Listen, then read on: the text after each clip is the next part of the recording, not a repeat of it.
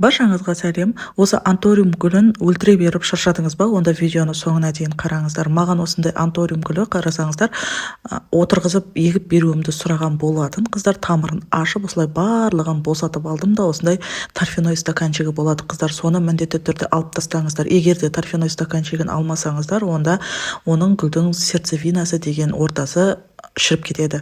Қыздар, осы гүлді өлтіре беріп шаршаған болсаңыздар, онда мен сіздерді өзімнің авторский гүлдер курсына шақырамын. Қыздар, ол жерде сіздер осы анториум гүлінде арналған топырақ, қандай да бір аурулары деген сияқты сұрақтардың барлығына жауап аласыздар. Тек қана анториум гүлі ғана емес, қыздар, кез келген гүлдердің аурулары, топырақ құрамы, тыңайтқыштары, олардың зиянкестері, топырақ қалай жасаймыз, қандай препарат, қандай дәрі-дәрмектер береміз, гүлді әдемі қалай өсіреміз деген сұрақтың барлығына жауап алатын боласыздар. Қыздар, осылай кераманың кашпосына отырғызып алып, зақым келген осындай грибковый ауру болған қыздар, бұл сол жапырақтары қайтадан қалпына келмейді деп осылай кесіп тастадым. Қыздар, және де осы фитоспорин препаратын 1 литр суға жақсылап шайқап араластырып алдым да сонымен суғардым.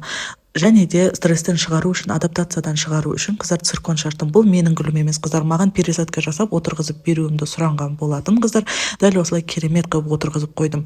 Егер де гүлдер курсына қатысамын дейтін болсаңыздар, WhatsApp-қа жазсаңыздар болады. Қыздар, барлық сұрақтарыңызға жауап алып, гүлдерді бірге әдемі етіп өсірейік.